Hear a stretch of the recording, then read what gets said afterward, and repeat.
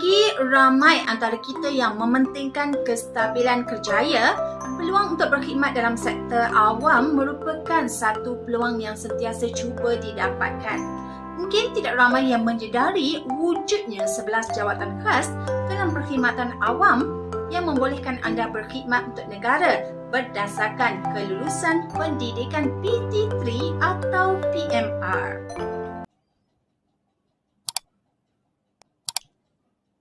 Pertama, Bentara Parlimen.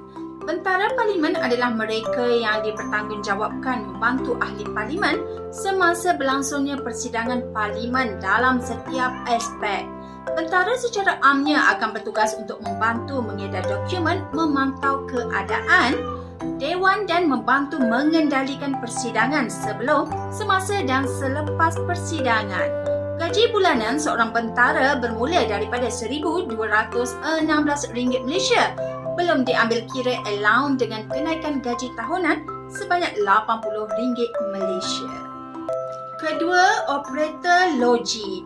Inilah kumpulan hero yang tak didendangkan. Operator loji mempunyai tugas besar dalam pengurusan pengendalian jentera enjin untuk jabatan-jabatan yang ada dalam sektor awam. Operator perlu menjalankan operasi hari ke hari, terlibat dalam penyelenggaraan mesin. Disebabkan oleh keperluan yang agak spesifik, seorang operator loji perlu mempunyai kelulusan khas perakuan kebolehan driver enjin grade 2 yang dikeluarkan Jabatan Keselamatan dan Kesihatan sebelum boleh bertugas, selain daripada kelulusan PT3.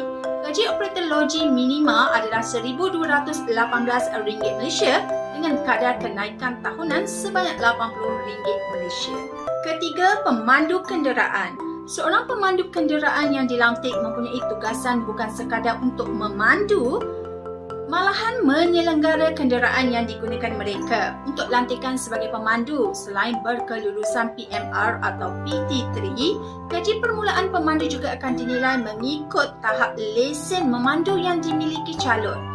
Lesen paling asas adalah lesen D yang membolehkan seseorang memandu kereta dua gandar seperti kereta dan van. Kumpulan pemandu kenderaan yang paling tinggi gajinya adalah golongan yang memiliki lesen G, mampu mengoperasikan jentera berantar tanpa muatan tidak melebihi berat 5,000 kilogram. Gaji minima untuk pemandu kenderaan lesen D adalah sebanyak RM1,264 Malaysia, sementara bagi pemegang lesen G pula adalah sebanyak RM1,402 Malaysia. Keempat, operator jentera pemunggah.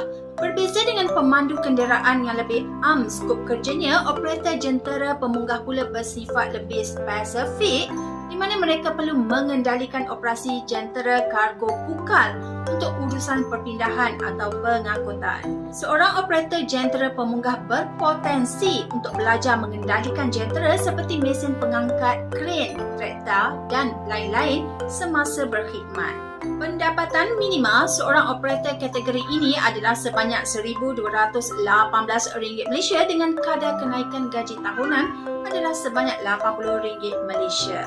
Kelima, pembantu am. Tugas pembantu am ini agak sukar untuk dijelaskan kerana tugasan mereka sangat bergantung dengan jabatan atau agensi di mana mereka ditempatkan. Pembantu am adalah mereka yang menjalankan kerja-kerja sokongan bersifat fizikal serta teknikal melibatkan peralatan dan fasiliti lokasi mereka ditempatkan. Selain itu, pembantu awam yang mempunyai sijil keselamatan serta kemahiran seperti berenang berpotensi untuk ditempatkan di lokasi yang kena dengan kemahiran tambahan mereka.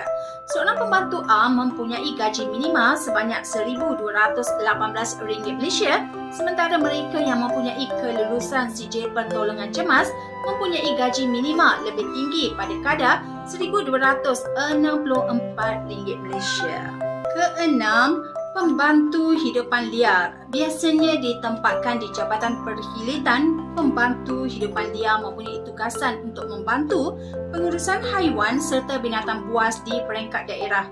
Pembantu hidupan liar akan terlibat secara langsung memantau dan melaksanakan program pemeliharaan haiwan di lokasi tugasan mereka, melakukan rondaan serta penggeledahan seandainya laporan berkaitan salah laku melibatkan haiwan liar diterima.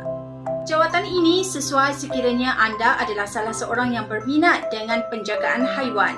Gaji minima pembantu haiwan liar adalah sebanyak RM1,200 Malaysia dengan kenaikan tahunan sebanyak RM80 Malaysia. Ketujuh, pembantu operasi. Pembantu operasi bertanggungjawab untuk menjadi individu yang melancarkan pentadbiran pejabat sama ada di peringkat kementerian, agensi atau jabatan dalam urusan pergerakan fail dan dokumen.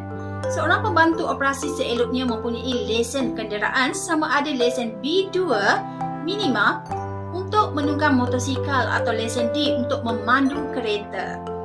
Seorang pembantu operasi yang tiada lesen diberikan gaji bulanan sebanyak RM1,216 Malaysia, sementara mereka yang mempunyai lesen kenderaan mendapat imbuhan sebanyak RM1,262 Malaysia.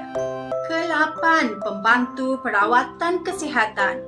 Dikhaskan lantikan dalam Kementerian Kesihatan, seorang pembantu perawatan kesihatan merupakan individu yang melakukan kerja-kerja asas dalam bidang kesihatan, termasuklah dalam penyediaan, penyelenggaraan dan tugas lain.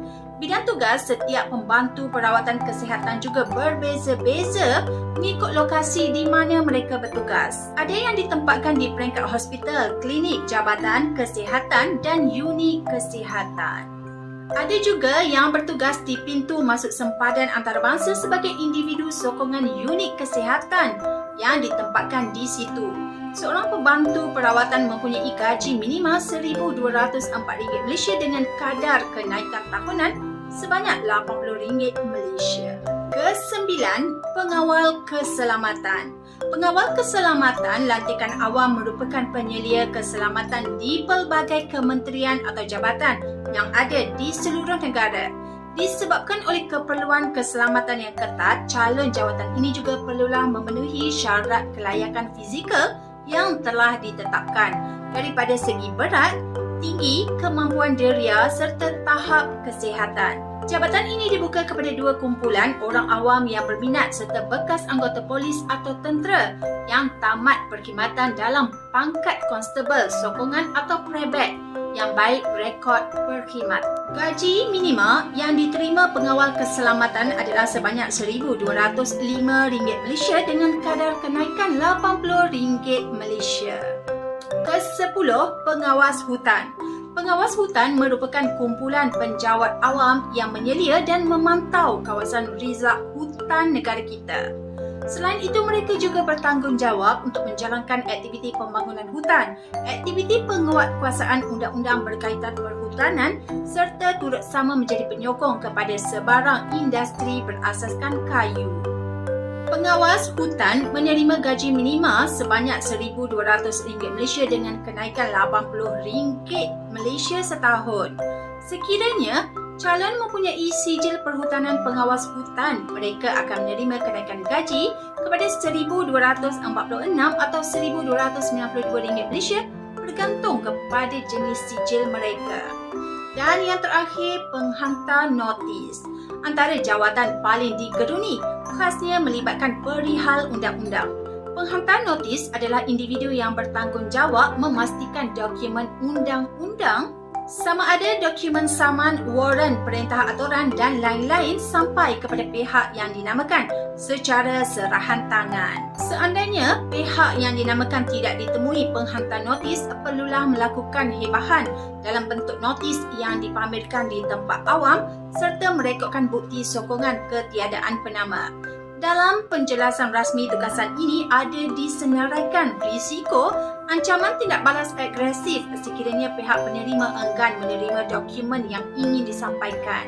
Jadi seorang penghantar notis perlulah turut sama mempersiapkan diri dari segi fizikal. Pendapatan bulanan seorang penghantar notis adalah RM1,160 Malaysia dengan kenaikan gaji RM80 Malaysia setahun.